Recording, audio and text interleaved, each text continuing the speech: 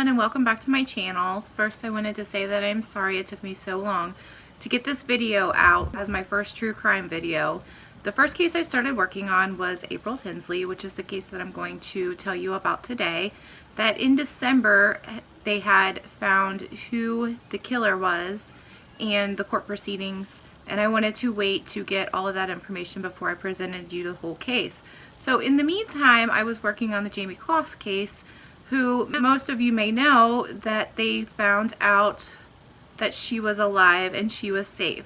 So I'm going to hold off on that case until a little more information comes out in the news for that.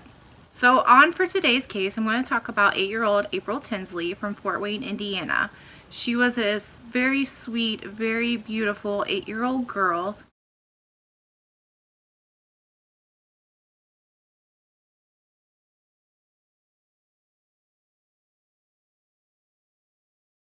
who on Friday, April 1st, 1988, was riding her bike between friends' houses. On the way to one of these friends' houses, April had decided that she needed to go back and get her umbrella that she left at another friend's house and told her friends she would meet them there. April was never seen again. April also never made it to her friend's house to get the umbrella. Now you have to remember this was the 1980s, and in that time it was perfectly normal for kids to be riding their bikes along the streets with friends. And I actually was just a couple months younger than April, and I remember this case very well, and it was a different time then. You were allowed to go out and play with your friends. You just had to be home when it started to get dark. So that night when April didn't return home for dinner, her mom got worried and immediately called the police. The initial search for April included 25 Fort Wayne police officers and 50 civilian volunteers. That first night they did not find anything of April's, or they did not find April. A witness later reported seeing a girl that looked like April being forced into an old beaten down light blue truck by a white man in his 20s or 30s. 3 days later, a jogger in DeKalb County near Spencerville, Indiana, found April's body laying beside a ditch. Also near the site, investigators found one of April's shoes and a sex toy in a shopping bag. An autopsy later showed that April had been sexually assaulted and then strangled to death. It appeared that she was killed somewhere else and then dumped off the side of the road at this ditch. DNA was found at the scene, including some from April's underwear.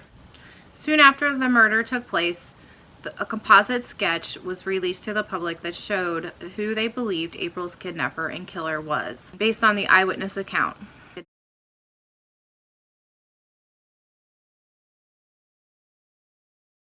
DNA was sent to a private lab in Germantown, Maryland at that time for analysis, but the results came back inconclusive. Now you do have to remember this was 1988 and technology was not what it was today. 2 local radio stations then established a reward fund for April's case, her family, and her burial. April's memorial service was held on April 8, 1988 at the Faith United Methodist Church, where April had belonged to the children's choir. She was laid to rest in Greenlawn Memorial Park. Police intensified their search for the pickup truck that had been seen by an eyewitness that may have abducted April. A motorist had reported he seen this same truck stopped on the DeKalb County Road in Spencerville, where April was found in the middle of the road on Sunday morning, which is the day before April was found. This blue pickup truck was the only solid lead that the police had in this case. Fort Wayne police then compared notes with the Columbus, Ohio police at that time, who had a missing girl case from March 31st, 1988, but it was later determined that that case was unrelated to April's case.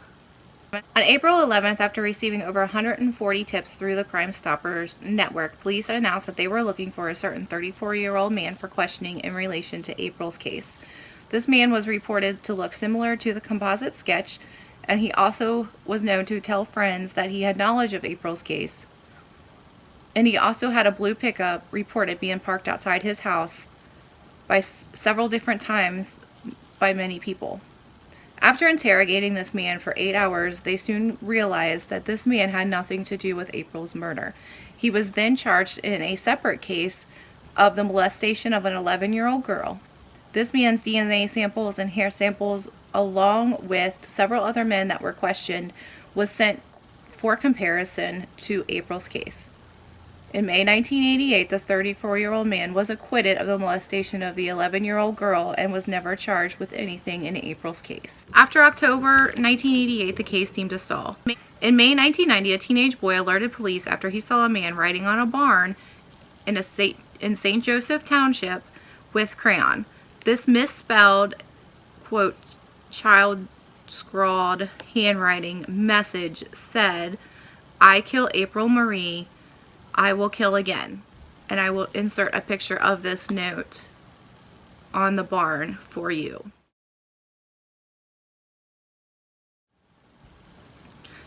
So yes, as you can see, it was very misspelled, very hard to read, and it almost didn't look like a grown man or a grown adult wrote this message. Also on the message, it said, "Did you find her other shoe? Haha." This handwriting was described as similar to that of a young child. About 3 weeks before this message on the barn was found, police found a body of 7-year-old Sarah Jane Bowker in Fort Wayne. Police and FBI devised behavioral analysis on her killer and his killer to see if there was a link. Analysis showed that they were similar, but the cases could not be connected at this time. During Memorial Day weekend in 2004, 16 years after April's death, on 3 different girls' bicycles and a mailbox in the Fort Wayne area, they found notes from April's killers. These notes were written on yellow lined paper, sealed in a plastic baggie with pictures of a nude man from the waist down, masturbating, and with a used condom inside. The handwritings on these messages were written in the same type of handwriting found on the barn wall, and they were also very misspelled. The notes on these messages, and again, I will put a picture inserted here for you.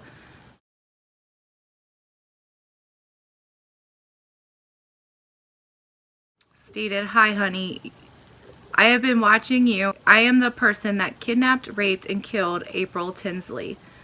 You are my next victim. If you don't report this to the police, and if I don't see this in the paper tomorrow, I will blow up your house." So naturally, the neighborhood was in a panic. The DNA from these notes and condoms were determined to be from the same person that killed April Tinsley and who wrote the message on the barn wall in St. Joseph Township.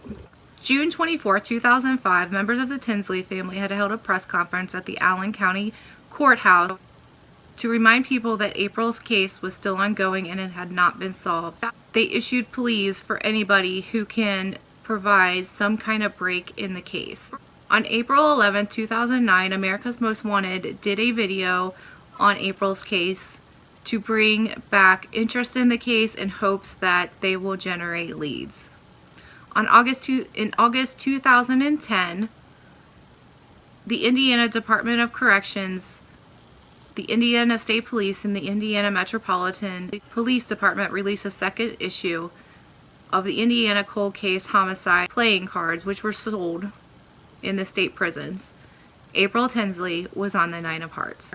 On August 25, 2012, America's Most Wanted did another episode on April Tinsley, which again did not give any new information in the case at that time.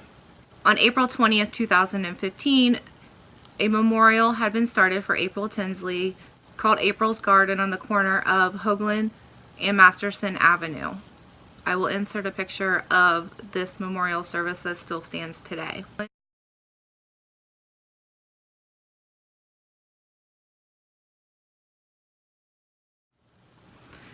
In May 2016, police released a new composite sketch of the suspect according to new DNA forensics analysis called Snapshot. Snapshot uses DNA to predict the physical appearance and ancestry of a DNA source.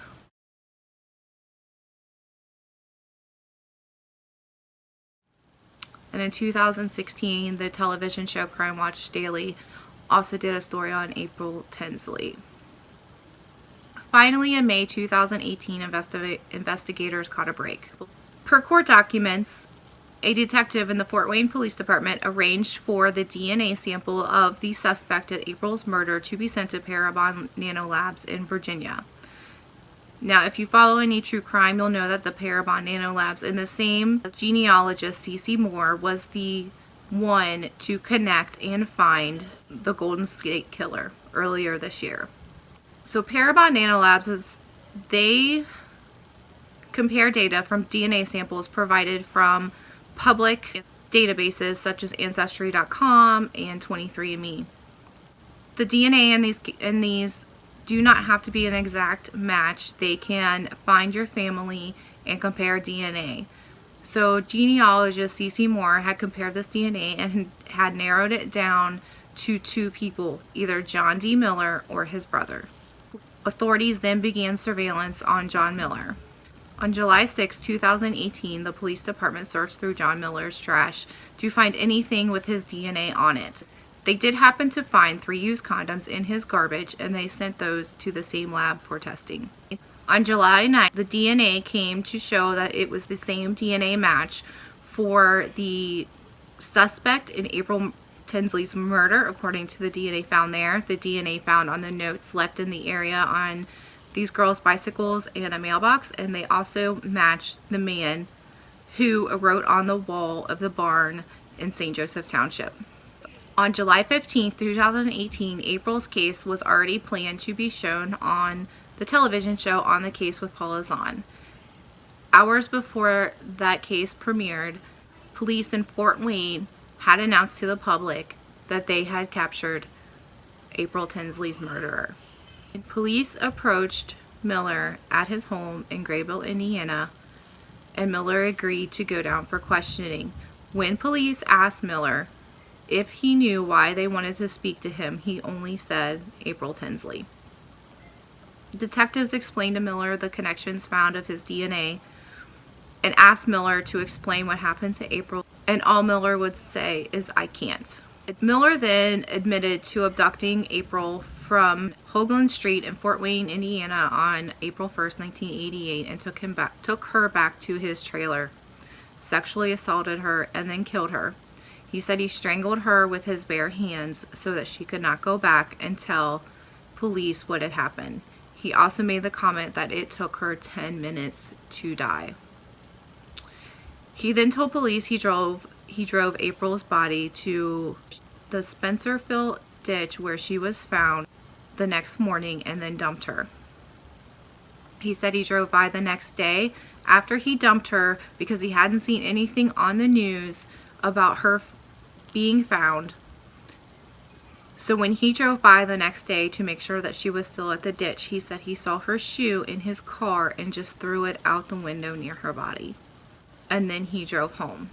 Miller was taken to the Allen County Jail and was charged with molestation and murder of April Tinsley.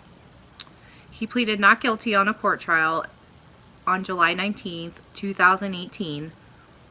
April's parents were too upset to attend this trial, but many family members were there for this. One of her aunts, Teresa Tinsley, stated, "I expected a monster, which is exactly what I seen."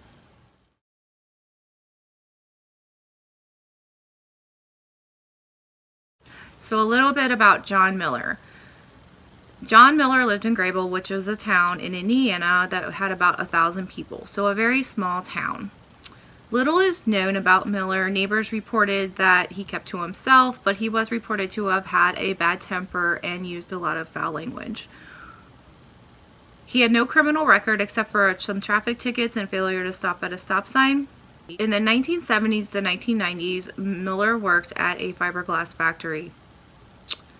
Former co-workers reported him to have a bad temper, poor hygiene, not many friends, and he had gotten fired after he punched and broke a time clock.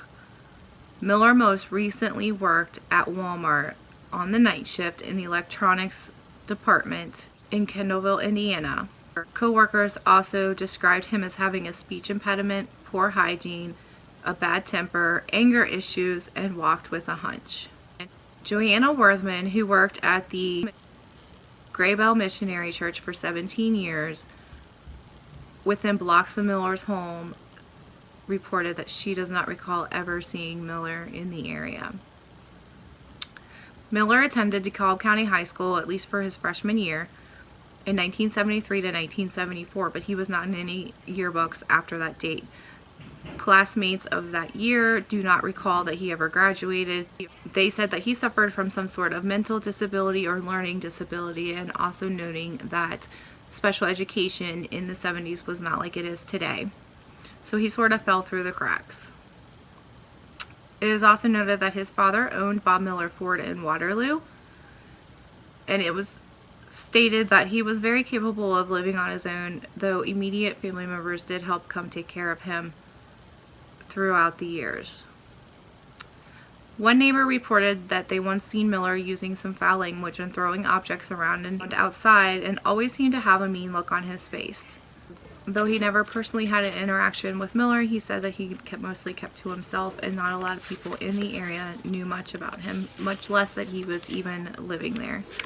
On December 7th, 2018, during a court proceeding, Miller changed his plea to guilty. The trial was originally scheduled for February 11th, 2019, but due to his change in plea, it was changed to December 31st of 2018, and then eventually to December 21st, 2018. On December 21st, 2018, John D. Miller was sentenced to 80 years in prison. He was 59 at the time. He got 50 years for the murder of April Tinsley and 30 years old for child molestation. I find this case very sad, and it's very near and dear to me, as I said before, that April was only a couple months older than me. She was born in March of that year, and I was born in August. So I do remember hearing this case as I was growing up, and I was very excited to see the advances of DNA that they could eventually find and charge her killer. I hope he rots in prison. I hope he does not see the light of day again. He is 59 years old, so he will be 140 years old before he can get out of prison. What followed the abduction of April Tinsley was heartache for the family, evidence of a sick and twisted monster, and taunting clues that haunted the Fort Wayne police for 30 years. So that's it for this case. Please leave your comments down below. If you have any other video suggestions or any cases that you would like me to cover, please also leave them in the comments below. Please don't forget to like this video if you want to see more, and subscribe so you don't miss out on any of my new content. I plan on doing at least videos once a week, but would eventually like to get up to twice a week. Again, thanks for watching my video, and I hope to see you in my next one. Every hidden sign, taking all my roads to you. And I will fight